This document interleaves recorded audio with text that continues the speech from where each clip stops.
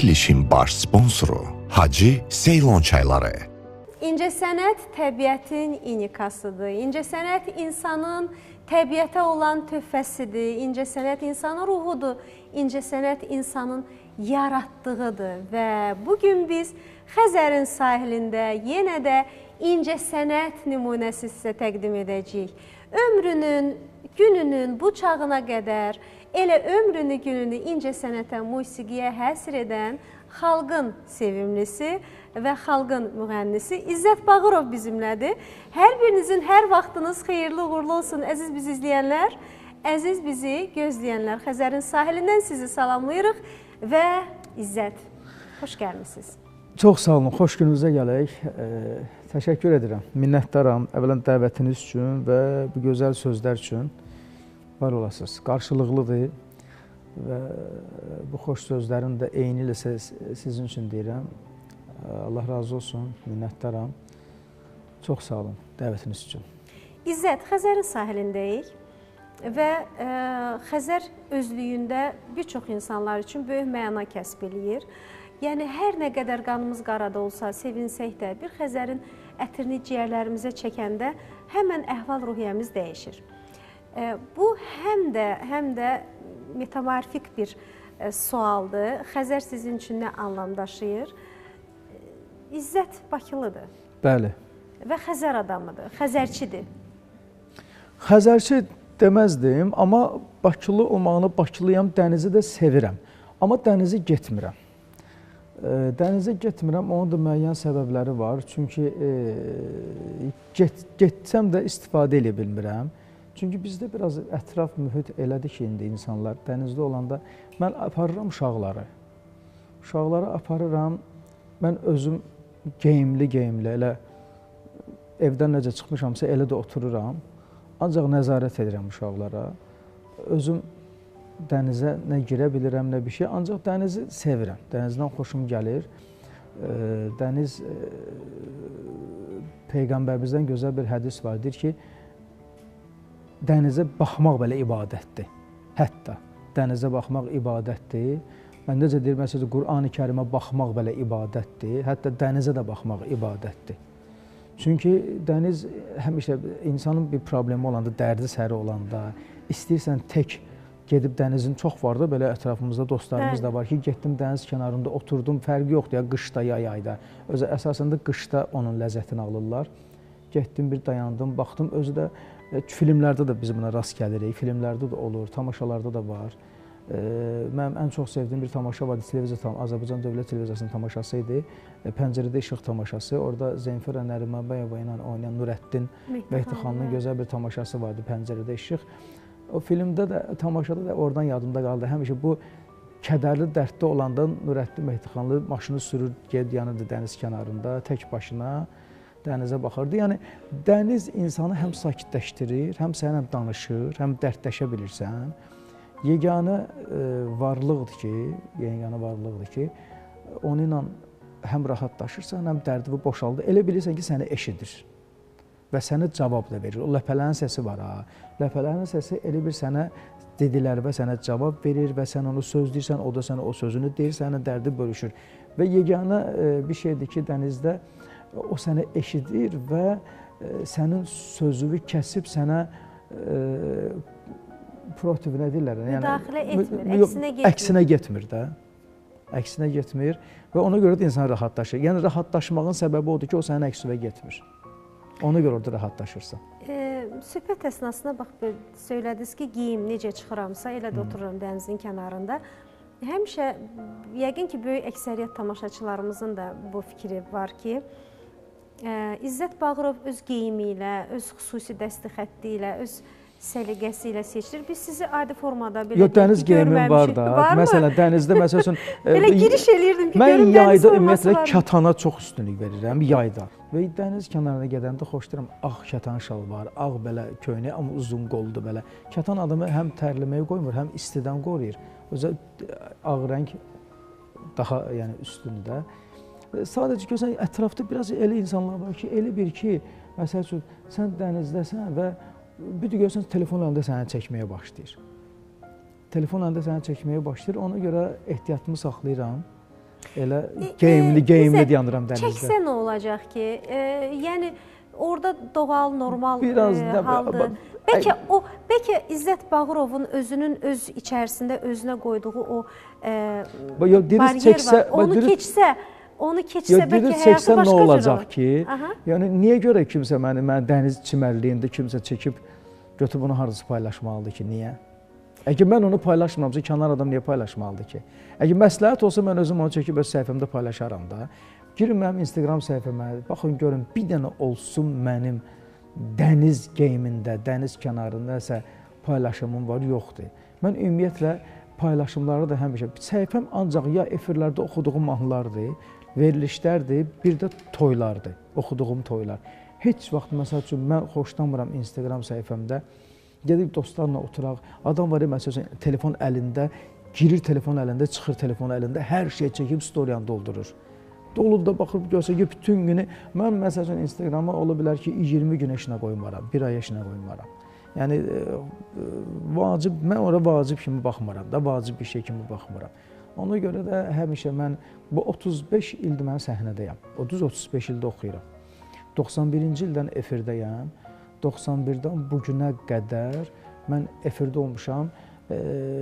O boyda da yaşım olmasa da, amma sənət stajım böyüdür.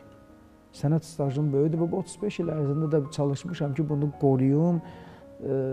Atalar, bizim Bakıların gözəl bir söz vardır, suyu üfür-üfür içməyə. Biz həmişə onu çalışmışam, qorumuşam ki, adımıza zərər, əvvəl özümə görə yaşayırdım, amma indi artıq həm də balalarıma görə yaşayıram. Çünki 3 oğul böyüdürəm, bu uşaqlar böyüyür, bunların çevrəsi var, bunların dostları var, bunlar məktəbə gedirlər, hazırlığa gedirlər, bu gün sabah instituta daxil olacaqlar, çevrə böyüyür, ətraf böyüyür. İstəmirəm ki, onlar sabah valideyninin, atasının hansısa bir hərəkətinə görə onlar utansınlar, xəcalət çəksinlər. Bu eləmişə başları dik olsun. Mən əvvəl özüm üçün yaşamışam, indi də onlar üçün. İzzət Bağırovun özünün özünə qoyduğu qadağalar. Çoxdur. Bu, bəli, çoxdur. Həddən artıq çoxdur. Və bu qadağaları özü, öz tapularını özü yaradır, yoxsa ki, bu elə uşaqlıqdan yaranan bir xarakterdir? Uşaqlıqdan beləyəm, elə uşaq xarakter, müğənni deyildim, belə idim. Uşaq idim, belə idim. Yəni, o artıq qanımızda bizim var. Mən uşaqlıqdan böyük kiçik yeri bilən adam olmuşam. Uşaqlıqdan dostlarım da həmişə məndən 10-15 yaş böyüklər olub. Elə kənddə də mən balaca uşaq olanda böyük oğlanlarla, böyük kişilərlə oturdururdum. Çünki bilmirəm nə idi elə, amma məndə həmişə belə bir dəfə Elgiz mənə bir söz dedi ki, verilişlərin birində dedi, səninlə söhbət edirəm, elə bildim bir 70 yaşında bir kişilə söhbət edirəm. Deyirəm ki, valla mən xarakteri, baxmayaraq səhnə adamıyam, müğənniyəm, baxmayaraq ki, mən insanları səhnədən, onlara musiqi ilə əyləndirirəm və işim budur, kliplər çəkirəm, filmlər çəkirəm, səhnədə konsertlər verirəm, amma səhnədən düşən kimi çalışıram hər şeyi qoruyum. Məsələn, insanlar gəlib şəkil çəkdirmək istəyəndə hətta belə, səhnədə daha rahat olur mənə üçün şəkil çəkdirmək, nəinki kənarda da. Ona da hər şey, çox şeylər var özümə qadağa qoymuşam. Şükürlər olsun ki, ondan peşman da deyiləm. Sənət adamı olmasaydım, bəlkə də belə olardım. Böyük ehtimal ki, elə bu xarakter göstərisidir. O məndə xarakterdir də, xasiyyət belədir artıq. Səmimiyyət İzzət Bağırov üçün nə anlam daşıyır? Səmimiyyət nədir, necədir, necə olur? Baxır kimlə də. Baxır ki, səmimiyyət hər insanla qura bilməzsən, hər kəslə səmimiyyəti qura bilməzsən. Səmimiyyət elə bir şeydir ki, o səmimiyyətin kökündə və necə deyirlər, məsəl üçün, Peyğəmbərdən bir hədis var. Məsələn, əslində Peyğəmbərin hədisidir. Biz onu atalar sözü kimi işlədik. Deyək ki, zarafat məhəbbətin qayçısıdır. Amma görsən, insan var ki, zarafat götürmür, zarafat xoşlanmır, ona zarafat eləmirsən. Və səmimiyyət də onun kimi bir şeydir. Səmimiyyətdə gərək elə bir şey olsun ki, sən bir insana əgər tamamilə səmimiyyətdə çox normal bir şey yaşamaq istəyirsənsə, o insanı da yaxşı tanımalısan, qarşındakı insanı da yaxşı tanımalısan ki, onun o səmimiyyəti qura biləsən. Əgər sən onun daxilindən, içindən xəbərin yoxdursa, sən onunla da səmimiyyəti o cür qura bilməzsən. Ki, mən onunla istədiyim kimi səmimiyyət qurum. Çünki səmimiyyət hər adamla qurmaq olmur. İnsanları tanıyandır İzzət? Əvvəllər yox, indi daha hə. Əvvəllər biraz çox inanırdım, özüm kimi görürdüm. Və inana-inana, tanıya-tanıya sonra görürsən ki, belə. Amma indi də artıq da, indi o da. Bilirsən, məsəl üçün, biz cavan bir uşaq olsaq, yaşımız, mən məktəb uşağı deyiləm, mən institut tələbəsi deyiləm ki, mən hansısa buraxdığım bir səhvi deyim ki, əşi düzələr də. Amma da indi buraxdığımız səhv düzəlməz. İndi buraxsaq o səhv da düzələsi deyir. Əgər o səhv baş veribsə, təqsirkarlar özümüzük. O məsələn, bir söz var, çox gözəl sözdür, ölürəm o söz üçündə. Deyir, insan cavan olanda ağıllı olmur, ağıllı olanda da gec olur. Gec olur da artıq, yəni yaşlaşırsan. Yaşlaşanda da artıq gec olur. Çünki sənə o yaş ki, gəlirsən üstüvə, fikirləşib bir dənə deyirsən ki, kaş bunu bir, yəni o vaxt eləməyəydim. Məsələn, səhvsiz insan yoxdur, hamımızın səhvi var. Hamı səhv buraxır. Təbii, İzzət, Xəzərin sahilindəyik və çox səmimi, ümid edirəm ki, səmimi bir söhbət edirik. Və bu məqamda sənin ifandan bir mahnı istərdim, tamaşaçılara təqdim eləyək. Hansı mahnının verilməsini istərdin? Ruhun hansını istəyir? Fərqi yoxdur, amma əgər mənə buraxırsınızsa, mən bizim bir klipim var. Nail Nabiqoğlu'nun çəkdiyi bir klipdir. Əli Əliyevin bəstəsi sözləri. Dön gəl adlanır, onu verir, o getsin. Biz də çayımızdan içək. Mən də təklif edirəm ki, bu çaydan İzzət götürəsiniz. Bu Hacı Seylon çaylarıdır. Maşallah. Bəli, Azərbaycan brendidir və dadına, ətrinə görə çox fərqlidir. Əziz tamaşaçılarımız, siz də Hacı Seylon çaylarından alın, dəmləyin və bizi izləməkdə davam edin. Biz də İzzətin klipini dinləyək. Çəkilişin baş sponsoru Hacı Seylon çayları. Hacı Seylon çaylarının baş sponsorluğu ilə sizinlə bərabərik, əziz tamaşaçılarımız. Xəzərin sahilindən salamlayıram sizləri. İzzət Bağırov bizim qonağımızdır və İzzət Bağırov hər zaman bizimlə öz tərzini dəyişmədən, öz dəsti xəttini, öz üslubunu dəyişmədən bizimlə oldu. İzzət, gözümüzün qabağında, yəni biz bir-birimizin gözümüzün qabağında böyüdük deyə bilərik. İkinci düz dedin, gözümüzün qabağında dedim mənə. Biz bir-birimizin gözümüzün qabağında böyüdük deyə bilərik. Bir böyüdük, bir yaşadıq, bir inkişaf elədik və bəzən deyirlər ki, dəyişmək lazımdır ki, tamaşaçının yaddaşında qalasan, yenilik eləmək lazımdır. Hətta bir dəfə başqa bir telekanalda mən çalışanda, telekanal rəhbərliyi iclas zamanı bir söz dedi. Dedi ki, bizim böyük sənətkarımız Zeynəb xanları var, heç bir zaman dəyişmədi. Elə olduğu kimi də sevilərək qaldı. Yəni ki, dəyişmək üçün dəyişmək lazım deyil. İzzət də fikir verirəm onun sənətinə, onun üslubuna, dəsti xəttinə. Bu illər ərzində heç dəyişmədi. Dəyişmək istəmədi, yoxsa ki, özü dəyişmədi? Üslubumda dəyişiklik az, ümumiyyətlə elə görünüşümdə də üsluba, dəyişikliyə az yer vermişəm. Məsələn, ara-sıra ola bilər ki, məsələn, bir vaxtlar, məsəl üçün, saçımda tağ ayırırdım, tağ ayırmıram. Yaxud saqqal həm saxlayıram, gah saxlamıram. Belə, yəni bu imicimdə. Amma geyimlərimdə həmişə klassik geyimlərə üstünlük vermişəm. Hər zaman klassikada sevirəm. Amma təbii ki, efirdə. Amma efirdən kənar məni heç kim klassik geyimdə görmür. Mənim çox yaxşı idman geyimlərim var. Elə bayra bacağa çıxanda gündüz gün aşı harasa getdimsə, idman geyimlərindən gedirəm. Efirdə ancaq klassikanı sevirəm. Musiqilərimdə də, mahnılarımda da olub ara-sıra dəyişiklik eləmişəm, amma heç peşman da olmamışam, tutub da. Məsələn, mənim repertuarımda daha böyük bir dönüş eləyən mənim üçün Gövhər Əzanzadənin Yarama-Yarmanızı sırf rock janrında idi. Yəni, rock janrında olan mahnı mənim üçün çox böyük dəyişiklik elədi əslində. Yeni nəfəs verdi deyə bilərik ki. Çox böyük uğur da gətirdi mənə o mahnı. Yaraman yar, dünya mənə dar, yaraman yar, nə qədər olur ümid verib sonuna qədər, ürəyim yanar. Yaraman yar, dünya mənə dar, yaraman yar, nə qədər olur ümid verib canımsız qalmaq, ürəyim sorar. Yaraman yar. Dünya şöhrətli müğənni, bax, Şərqin ən böyük oxuyanı İbrahim Tatlıses var da. Biz göz açandan onu o üslubda gördük, o bıyıqlarla gördük, o cür geyimlərdə elə bir stildə da bu günəcən də adam elədir. Yəni baxırsan necə sevilirsən də işi necə qurmusan. İş düzgün qurulubsa əgər fərqi yoxdur. Sən imicini dəyişməsən də görsən bax bizim böyük Zeynəb xanları olan adını çəkdiniz. Zeynəb xanımın hər zaman elə olub, elə də olacaq. Çox Alim Qasımov bəyəm nəsə elə dəyişikliyi ara sıra estradımahlarında müdaxilələr eləyib. Yəni əsas odur ki, insanın şəxsiyyəti dəyişməsi, şəxsiyyətin olaraq necə varsansa, efirdə necə varsansa, həyatda da elə olsan, şəxsiyyətivə bir zərər gətirməyəsən, onu dəyişməyəsən, səni şəxsiyyət kimi formalaşa biləsən. Əsas odur. Belə bir fikir var ki, bunu çox istifadə edirlər. Səhvimiz bizim başlanğıcımızdır, səhvimiz bizim möhkəmləndirən səbəbimizdir. İzzət Bağırov hansı səhvinə minnətdardır bugünkü uğuru üçün? Bir söz deyim Fəxriyə xanım, bu sözü deyirəm, yəni bunu bəlkə eşitməyənlər də deyər ki, nə maraqlı söhbətdir. Biz insan evladı həmişə səhv edir.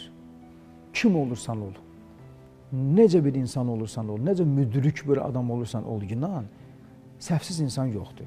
Yəni, heç kim deyə bilməz ki, mən həyatımda səhvə yol verməmişəm. O kim deyirsə, hələ səhv hələ odur ki, o sözü deyir. Belə mümkün deyil, insan səhv olmasın. Amma bir şey də var ki, məsələn, mən bilirəm ki, səhv eləmişəm. Və sonra bunu yenidən təkrar o səhvə yol verirəm. Artıq bu həm səhvdir, həm də böyük cinayətdir, günahdır. Bir var ki, mən bilməyərəkdən bir səhvə yol vermişəm, başıma o səhvə görə bir oyun gəlib, müsibət gəlib və sonra oradan bir nəticə çıxartmışam, daha o səhvə yol vermirəm. Məsəl üçün, onsuz da biz onsuz da peşman, dünyadan peşman köçəcəyik. Elədiklərimizə də, eləmədiklərimizə də peşman olacaq. Eləmədiklərimizə peşman olacaq ki, kaş eləyəydim, kaş filan şey eləyəydim. Elədiklərimizə də peşman olacaq ki, kaş bunu eləməzdim. Yəni, zaten hər ikisində peşmançılıq var. Eləməyimizdə də, etmədiyimizdə də. Peşmançılıq onsuz da hər ikisinin sonunda var. İnsan dünyadan köçəndə yaşlaşır, artıq görsən ki, ölümə doğru gedir. Başlayırsan həyatda peşman olmağa, ay belə, ya zaten onsuz da elədiklərimizə də, eləmədiklərimizə də peşman olacaq. Amma əsas odur ki, insan səhv buraxandan sonra onu bir də təkrarlamasın və səhvindən nəticə çıxartsın. O da hər adama nəsib olmur ki, səhvindən nəticə çıxartsın və insan özünü düzəltsin, formalaşdırsın və təzədəndən də təkrar o işlərə yol verməsin. Onun təkrar o səhvi etmə səbəbi bəzən onun o səhvi anlamamasından irəli gəlir. Geri zəkalılıqdır da. Yəni ki, o anlamır ki, onun elədiyi səhvdir. Yəni, bax, onun doğru yola düşməsi... Yox, hamı elə deyil də, hamı elə deyil axı. Biz hamıya onu şamil edib bilmərik. İnsan var, məsəl üçün, tutaq ki, mən məsələn, insan tanıyıram ki, demişəm ona ki, sən bunu niyə belirsən, bu düzdür, axı, deyib bilirəm, mən beləyəm, mən əcə yaxşı edirəm. Demək ki, öz doğrusu var. Yəni, dünyada neçə milyard insan var, o qədər həqiqət var. Bizim səhv saydığımız onun doğru saydığı ola bilər. Yox, bizim yox, biz özümüz üçünsə, biz kimdəsə neysə səhv tutmuruq. Amma məsələn, elə şeylər var ki, onlar məsələn, adi bir şey götürün. Məsəl üçün, bir insandır, yolunu azır, narkomaniyaya qoşulur. Bu həm səhvdir, həm də günahdır da. Və onu dəfələrlə yolundan döndərirsən, dəfələrlə onu çalışırsan, çəkirsən, amma görürsən ki, insan yenə sağalandan sonra yenidən gedib tezdən başlayır, qurşanır o işə, yenidən o yolun yolçusu olur da. Buna da artıq buna da neyniyəsən ki, buna kim kömək eləyə bilər? Buna necə kömək eləyəsən ki? Artıq xəstəlikdir. Yəni bu səhv, bu səhvlər sonraki peşmançılıqlar da fayda vermir axı. Yəni oturaq sonraki etdiklərimizə görə də peşman olaq ki, kaş, yəni onsuz da yenə sonu peşmançılıqdır da. İzzət, biz sizi həm də din sevdalısı kimi görürük. Şükürlər olsun ki, axırı bir aparıcı bu sözü düzgün vurğuladı. Şükürlər olsun. Bəzən görsən mənim verilişlərə dəvət elə ki, bir ilahi verilişimiz var. Deyəm, mən ilahiyyatçı deyirəm, mən müğənniyəm. Mən sənət adamıyam, sadəcə uşaqlıqdan mən İslama bağlı bir adamam, dinə bağlı bir adamam. Allahın qoyduğu qayda qanunlara çalışıram ki, riayət edeyim, onlara qarşı çıxmayım. Qur'an-ı Kərimdə olan Allahın buyurduğu əmrlərə çalışdığım qədər çalışıram ki, riayət edim onlara. Bəzən amma hərdən görürsən ki, onu deyirlər ki, yox, mən ilahiyyatçı deyirəm, mən axund deyiləm, mən din alimi deyirəm, mən məscid axundu deyiləm, Şeyx İslam deyirəm. Mən səhnə adamıyam, müğənni adamam. Sadəcə mən öz əqidəmə uyğun, öz müsəlman olaraq müsəlmançılığımı çalışıram ki, qoruyum, saxlayım. Ona görə dini etiqadımı təyin etmişəm. Bəli. Və mən bu dinin sevdalısıyam. Bəli. Və mən Allahımı sevirəm. Bəli. Ona pənah gətirirəm. Bəli. Və onun qoyduğu qanunlarla yaşayıram. Bu qədər bəsit. Təmiz. Əslində bunun peşəsi, bunun sahəsi, bunun yəni ilahiyyatçılar təbii ki, biz qoyuruq kənara. İstənilən insan üçün danışırıq ki, olmamalıdır. Yəni bu bir seçimdir. Bəli. Və biz hər zaman sizi bax bu mövqedə görmüşük, bu mövqedən çıxış eləmisiniz. Alın yazısı və çalışmaq. Hər zaman bir çox qonaqlara bu sualları verirəm. Yəni, alın yazısı mı bugün İzzət Bağırovun yaşadığı ömür, bax bu yol, yoxsa onun çalışdığı və seçdiyi yoldur mu?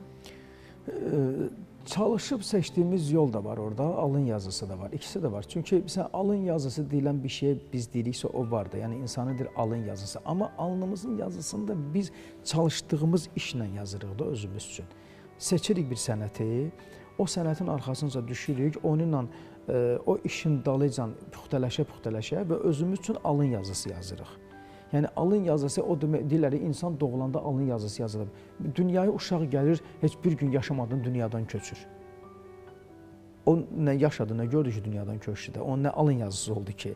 Yəni ona görə də bizə kimsə deyir ki, məsəl üçün mənim alnıma bu yazılıb və onunla da razılaşır və bəxti ilə barışır. Görürsən, həmişə bədbindir, hər şeydən şikayətçidir, giləy-güzar eləyir, dərdini, kimdənsə oturub başlayır birdən-birə elə, bizdə bir söz var, niyabətdiyini töküb belə.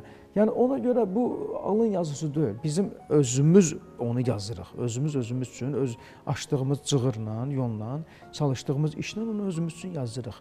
Baxır indi ki, biri kim pis yazır, kimi yaxşı yazır. Onsuz dünya bir mahnı var, dünya bir pəncərədə hər gələn baxıb gedər. Amma olur belə də ki, sən gözləmədiyin halda bu sənin nəsibin olur. Sən onun üçün heç bir çaba göstərmirsən, heç bir əziyyət çəkmirsən.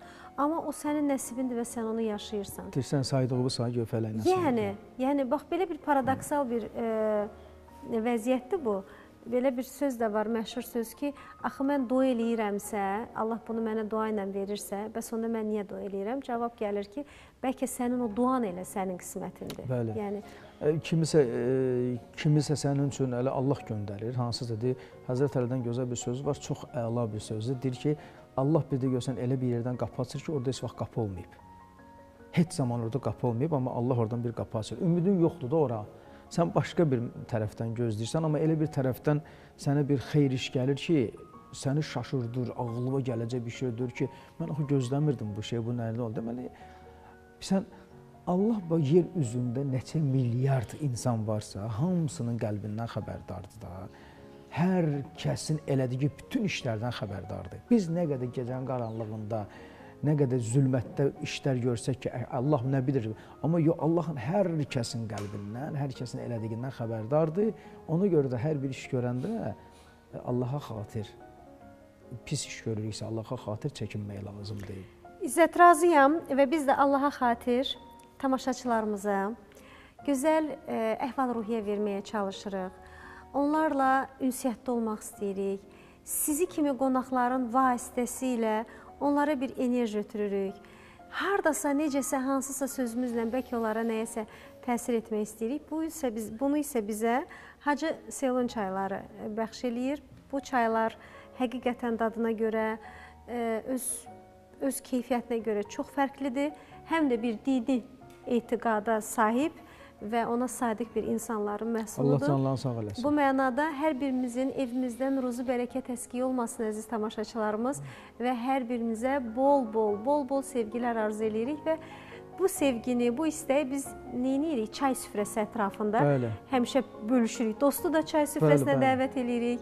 Bütün mənalarda birinci ağız dadımız bizim çay olur ki, bu da təkələ çaya məhəbbətimiz olsun da. Qısa bir aradan sonra buradayıq əzizlərimiz. İzzət Bağırov bizimlədir və biz onun həyat fəlsəfəsinə, biz onun düşüncələrinə, biz onun iş dünyasına varmağa çalışırıq və ümid edirik ki, alınar. Məncə də alınır İzzət. Yaman dönüb dənizə baxırsan. Hə, baxıram. Qısa aradan sonra buradayıq. Verilişin baş sponsoru Hacı Ceylon çayları. Çay içməyi sevirsiniz, deyilmi? Çünki bilirsiniz ki, ən sevimli içki növünüzdür. Niyə? Ona görə ki, onun tərkibində 300-dən çox kimyəvi birləşmələr var ki, o da insan orqanizminə, xüsusən də əhval-ruhiyyəmizə çox yaxşı təsir göstərir. Bəs əsl keyfiyyətli çayı necə seçib alırsınız? Çox düşünməyə ehtiyac yoxdur. Əsl keyfiyyətli çay Hacı Ceylon çaylarıdır. Bəs bunu hardan tapmaq olar? Bu çayı siz şəhərimizdə fəaliyyət göstərən bir sıra marketlərdən və o cümlədən də Tayqa marketlərindən əldə edə bilərsiniz. Tayqa marketlərində 100% var. Məndən hər zaman soruşurlar, necə tapıb ala bilərik?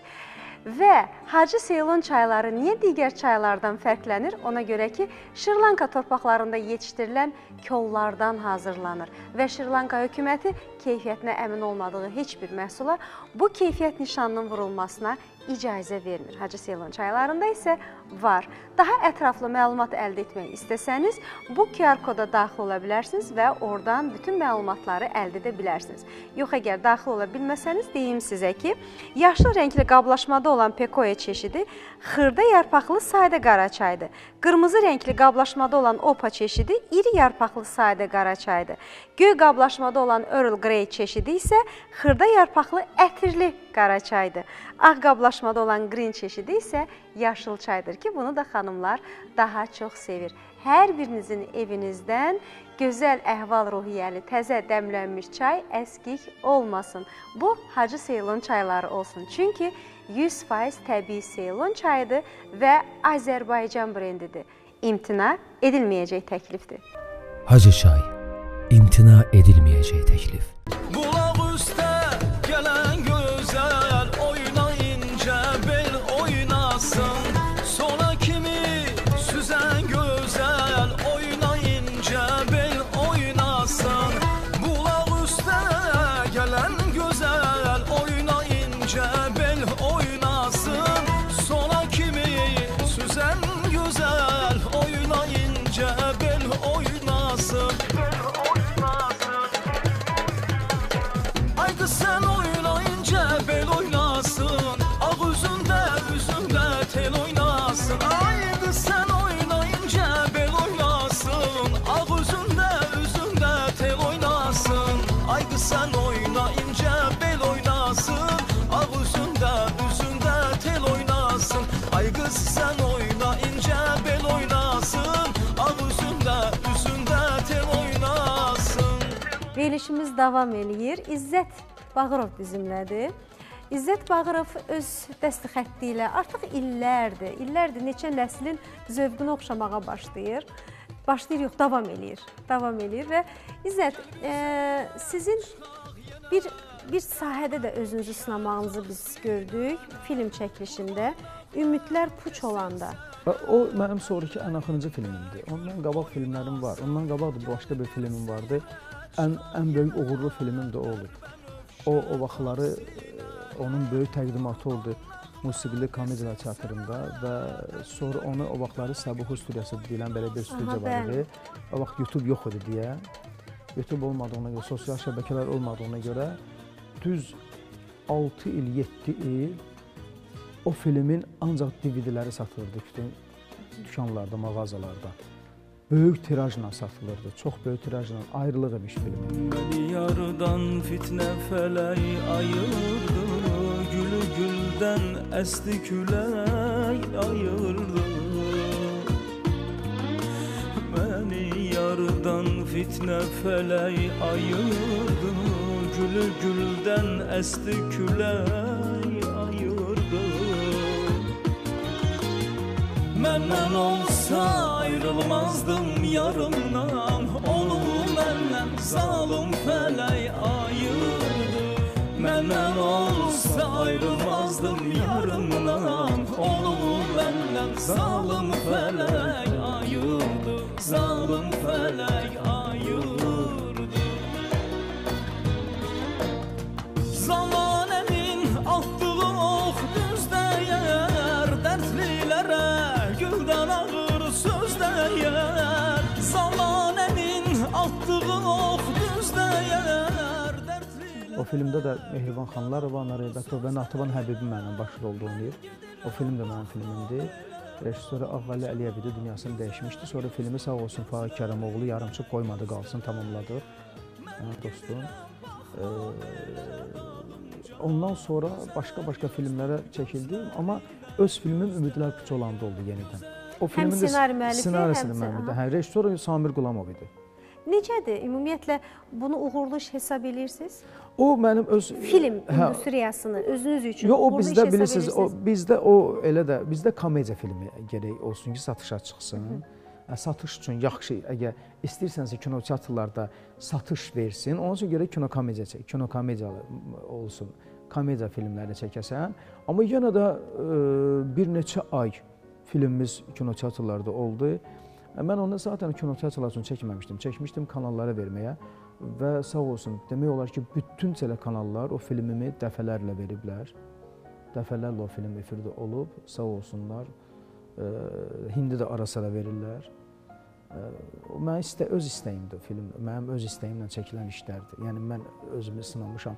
Musiqili teatr fakültəsini bitirmişəm, İncəsənət Universitetində aktyorluğu bitirmişəm. O da olsun da istədim. İzzət deyəndə həm də onun ətrafında çoxlu dostlar olan, dostluğa qiymət verən bir imza kimi tanıyırıq. Yəni ki, illərdir bu belədir.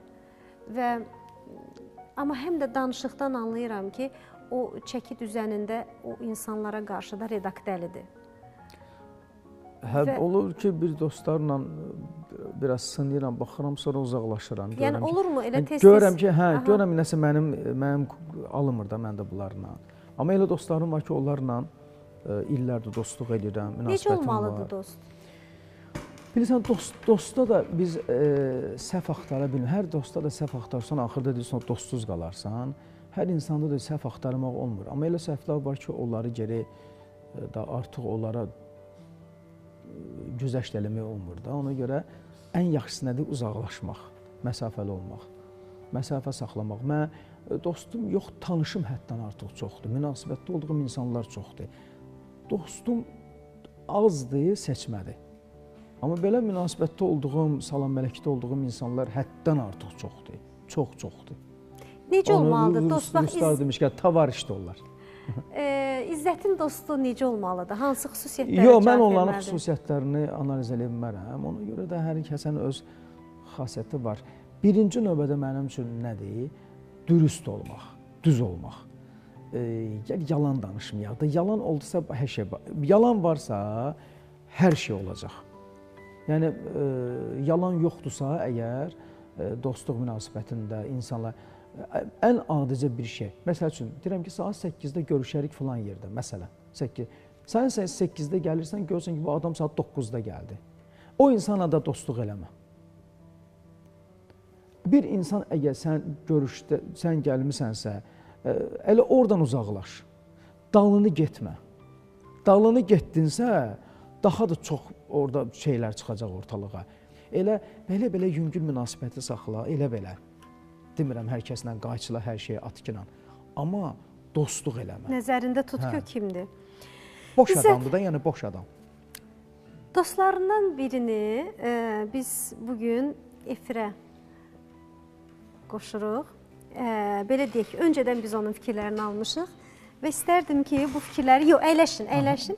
İstərdim ki, bu fikirləri siz də eşidəsiniz. İzzət haqqında çox söz demək olar. İzzət haqqında çox xoşa gələnəsi sözlər var, çox maraqlı hadisələr var. Mən qısa və konkret deyərdim ki, çünki vaxtımızın az olmağına görə İzzət dost kimi dəyərli dostdur. Dostun başını uca eləyən dostdur. ailə başçısı kimi gözəl bir ailə başçısıdır. Gözəl sənətkardır. O toy təmənnasız bir toy idi. O mənim xaricdə olduğum ərəfiyə düşdü. Fikirləşdim, götür qoy elədim ki, neyniyim, nətər eləyim ki, mən o toyda bir layiqli bir hədiyyə göndərim. Birdən ağlıma gəldi ki, bir İzzətlə əlaqə saxlayayım ki, ay İzzət, sən sənət adamsan, bu işlərin içindəsən, sən bilərsən də bu nə qədər düz olduğunu sən yaxşı bilərsən ki, ora nə hədiyyə eləyək. İzzət bir kəmqədir ki, toy hardadır və ha vaxtı. Vaxtı zamanı dedim də, narahat olma, bir şey fikirləşərik. Dedim, yaxşı, onda səndən cavab gözləyirəm. Elə bir vaxt zaman gəldi ki, həmin toy ərəfəsinə gəldi, 1-2 gün qalmışdı. Bunu yadımdan çıxmışdı, çünki bu komanda ilə, uşaqların hazırlığı ilə, tələbləş toplanışı ilə, yarışla əlaqədar yaddan çıxmışdı. Dedim, axşamdır, dostumuzdan gəldi mənə ki, Azər, çox sağ ol, Allah razı olsun, çox xəzarət verdim. Oradan ailə üzvlərimiz də çox sevindik ki, İzzət bizim evladımızın toyunda iştirak elədi. Təşəkkür edirəm sənə, sənin adından İzzət müəllim gəlmişdi, belə hələ. Bu danışır, mən telefonda birdən yadıma düşək, İzzət müəllim demişdi, sənə deyəcəm, nə eləmək lazımdır. Yəni, mənə demədən ora gedib orada iştirak eləyib, sağ olsun ki, yəni bir dost kimi, dostun başını uzaylayan dostdur. Tək mənə qarşı yox, hamıya qarşı İzzət belədir, diqqətlidir, diqqət göstərəndir.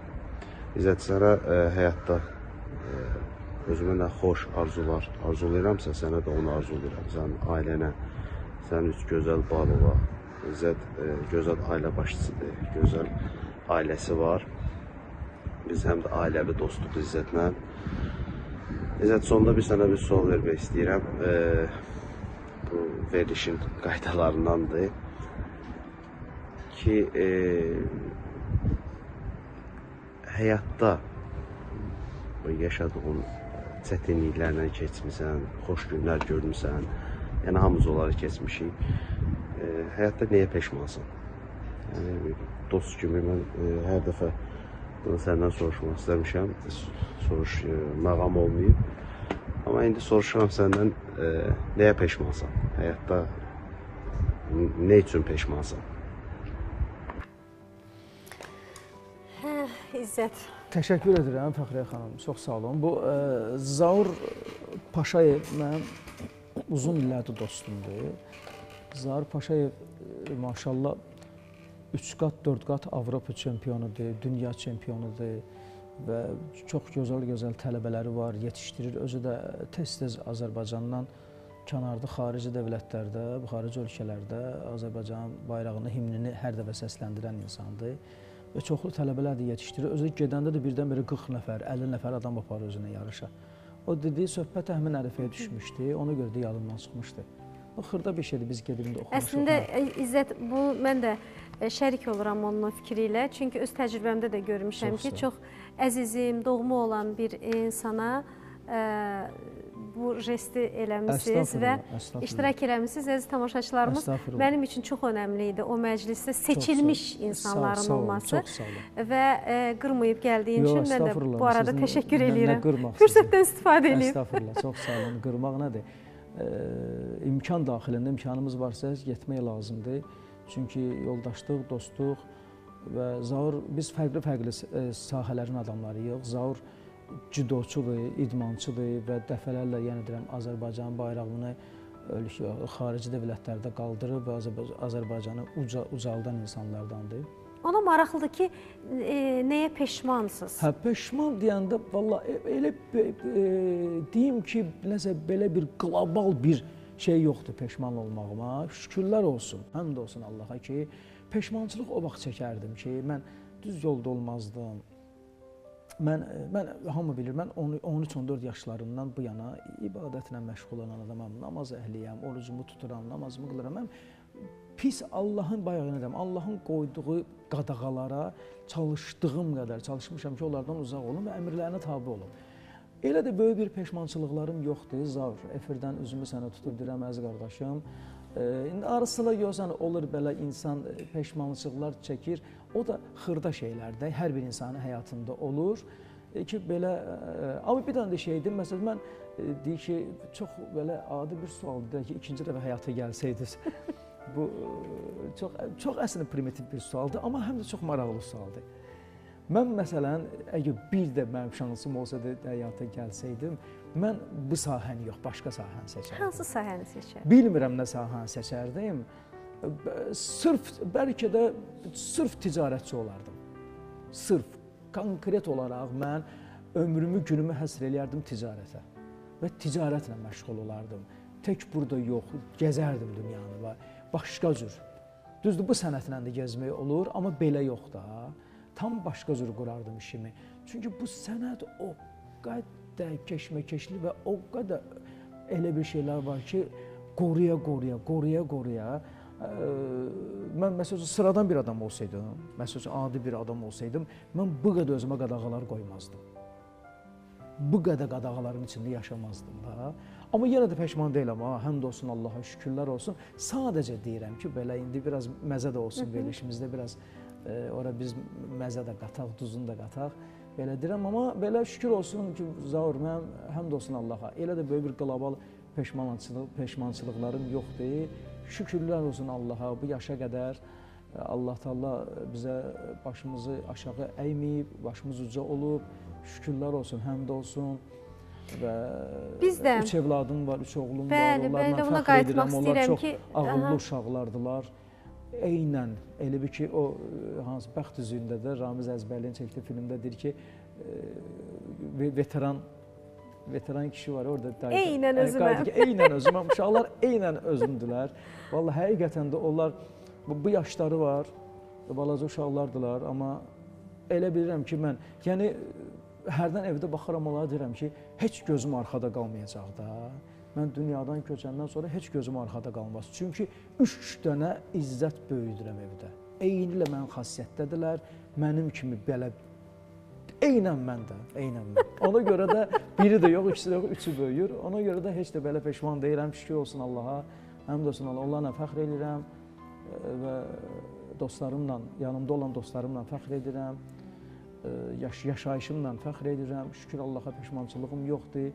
Sizin kimi gözəl insanlar hərdən deyirlər, qızla oğlanın dostluğu tutmaz. Yanlış fikirdir. Çox gözəl tutur. Valla, bura təmiz olsun. Çox göz, bəli. Buranı təmiz saxla. Dostluğun cinsi yoxdur. Buranı təmiz saxla. O deməkdir ki, bizim o zamanda bəyəm, keçmişlərimizdə bizim o böyük ilahiyyatçı insanlarımız, böyük dəyərli alimlərimizin bəyəm, xanım dostu deyəndə biz bugün o sözü ucuzlaşdırmışıq əslində. Əslində biz ucuzlaşdırmışıq. Sevgilisinə də dostum deyir. Nəsə bir dənə bu söz belə görüşdükcə elə həyatında olan bir kişiyə dedir ki, dostumdur. Dostum yox. Deyən ki, həyatındakı bir belədir, filandır, beşməkandır. Nə var onu dinən. Çünki dost sözünü ucuzlaşdırmayaq da, dost. Valla mənim bax sizin kimi nə qədər gözəl xanım dostlarım var. Bizim aramızda indiyəcən bir dəfə olsun, yəni mədəniyyətsiz bir hərəkətimiz olur. Əstəğfurullah, bir-birini görəndə həmişə izzətlə, hörmətlə, mədəniyyətlə, qabiliyyətlə, qanacaqla, tərbiyəylə, etikası aşıb daşana qədər. Niyə dostluq olmur ki? O buranı təmiz saxlasın, sənin niyyətin təmiz olsa, pak olsa o insana qarşı dostluq eləyə biləcəksən. Sadəcə biz onun adını düz qoymuruq. Adını dost qoyuruq, amma başqa əməllərlə sonra yanaşırıq, ona görə dostluğa heç puçelib qoyurlar. Nəticəsi belə olur. Bugünkü görüşümüzün də nəticəsi hesab edirəm ki, çox yaxşı oldu. Məncə. Mən qənaətbəxş hesab edirəm. Hesabat olaraq və Hacı Seylon çaylarının baş sponsorluğu ilə sizinlə bərabər olduq və veriliş boyu bax bu çayın dadına baxdıq, ağzımızın dadıdır və mən İzzət istəyirəm ki, sizə bu çaydan hədiyyə eləyim, evinizə aparın inşallah. Böyük sevgi ilə dəmləyin. Çox sağ olun. Nə gözəl verişdə hədiyyə də verirlər. Hədiyyə də verirlər. Və dost hədiyyəsi azı çox olmaz. İçərisində müxtəlif çeşidlər var. Çeşid çoxdur içində. Sadəcə bir həm də Ceylon çayıdır. Təmiz Ceylon çayıdır. Təşəkkür edirəm. Və İzzət, mən sizə təşəkkür edirəm. Çox sağ olun. Uğurlar diləyirik. Çox sağ olun. Elə belə də davam elə. Belə görmüşük. Çox sağ olun. Belə tanıyırıq, belə də tanıyaq. Təşəkkür edirəm. Əziz tamaşaçılarımız, İzzət Bağırov idi bizimlə Xəzərin sahilində öz dəsti xətti ilə, öz amplasında olan İzzət Bağırov. Hər birinizə bol sevgilər, hər birinizə iman, hər birinizə sevgi, uğur və ruzi bərəkət arzu edirik. Görüşmək ümidi ilə Allah amanında.